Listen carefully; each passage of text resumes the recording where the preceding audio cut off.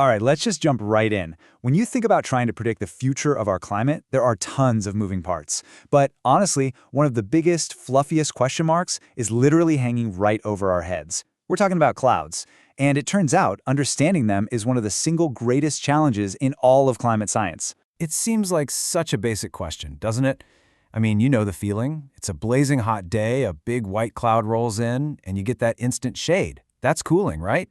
But then, think about a chilly night. A blanket of clouds can actually trap heat, keeping things warmer. So, which one is it? Well, the answer is yes. It's both, and kind of neither. It really depends on what kind of cloud it is, how high up it is, how thick it is, what time of day it is. You get the idea. And that complexity, that's exactly why scientists are so obsessed with figuring out the net effect of clouds as the world gets warmer. To really get to the bottom of this whole thing, we need to wrap our heads around a central idea that scientists are constantly wrestling with. It's a concept called cloud feedback. Okay, put simply, it's like this. As the Earth warms, clouds are going to change. The big question is, will those changes end up creating more cooling clouds, which would act like a brake on global warming? Or will they create clouds that trap more heat, basically hitting the accelerator? That reaction, that's the cloud feedback, and figuring out that number is absolutely crucial. So how in the world do scientists even try to calculate something like that? Well, a really fascinating new paper from researchers at NASA gives us a peek behind the curtain. And it turns out they follow a kind of recipe.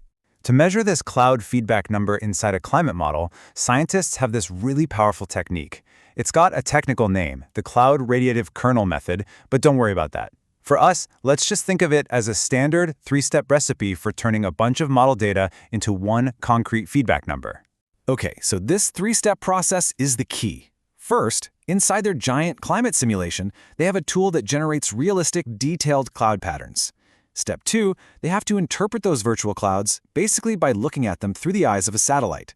And finally, Step 3, they use a special set of calculations, we'll call it a ruler, to measure the exact warming or cooling effect from any changes in those clouds. Simple enough, right? Well, not quite. This is where the real mystery begins. Because as it turns out, that recipe, it isn't quite as set in stone as you might think. And this is the absolute heart of the study. It turns out that for each of those three steps, generating the clouds, interpreting them, and then calculating their effect, there isn't just one single way to do it. Scientists actually have several different totally valid tools or ingredients they can choose from. And those choices, as we'll see, have huge consequences. Let's look at choice number 1, the generator. Okay, so this is the algorithm inside the climate model that gets a broad instruction like, hey, this giant box of air should be about 50% cloudy, and it's the generator's job to turn that into a realistic-looking cloud field with all the right textures and layers. So, the study looked at 2 different generators. The first one, called SCOPS, makes simpler, more uniform clouds. The second one, Ricensin, creates way more complex clouds with lots of variation both vertically and horizontally. So right off the bat, you have 2 different tools making 2 different kinds of clouds from the very same starting point. Okay, on to choice number 2, the simulator. So you've got your virtual clouds. Now how do you see them? This tool acts like a virtual satellite, translating all that raw model data into something that looks like what we'd actually get back from an instrument in space. And you guessed it, there are options here too. They can look at the clouds through the lens of an older satellite system called ISCCP, or a more modern one called MODIS. Or they can just skip the satellite filter entirely and use the exact cloud data straight from the model's brain. That's 3 different pairs of glasses for looking at the exact same clouds. And that brings us to the final piece, choice number 3, the kernel. Now this is a ruler. It's a really complex data set that basically tells you for any given change in a cloud, exactly how much warming or cooling that change will cause way up at the top of the atmosphere. It's the last crucial step. And of course, there are different rulers to choose from. One is a standard version based on theoretical atmospheric data. Another one is built from 20 years of actual satellite measurements, real-world data. And a third is created from inside the climate model itself. So you have a ruler based on theory, a ruler based on observation, and a ruler made by the system, for the system. Each one measures things a little differently. So now we have our recipe with all these optional ingredients, right? 2 generators, 3 simulators, and 3 different kernels.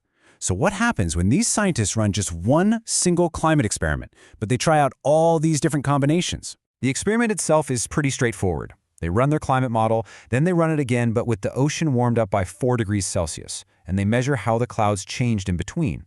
The only thing they vary is how they do the measuring, which combination of these tools they use. So what answer do they get for the cloud feedback? Well, they don't get one answer.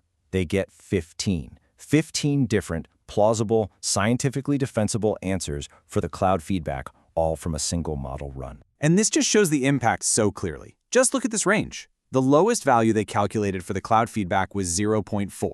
The highest, 1.1. Now, the units aren't what's important. What's important is the huge gap between those two numbers. That is not a small difference. We're talking about a nearly 3-fold difference in the final answer, all depending on which ingredients the scientists chose for their recipe. And remember, this all came from the exact same simulated climate. So what on earth does this mean? Does it mean the models are broken, that we can't trust the science? No, not at all. In fact, it kind of means the exact opposite. The authors of the paper say it best themselves. The big takeaway here is that the nitty-gritty details of how you measure something are incredibly important. The methodological choices you make have a real, massive impact on the final number. Let's just break this down. See, this isn't some flaw in the science. This is the scientific process in action. It's scientists rigorously testing their own assumptions to put a hard number on uncertainty. It proves that how we measure is just as important as what we measure. In this case, the choice of the ruler, the kernel, had the biggest impact. And by finding where the uncertainty is coming from, scientists can now focus their efforts there to narrow that range and make future climate predictions even stronger. And really, that leaves us with a final thought.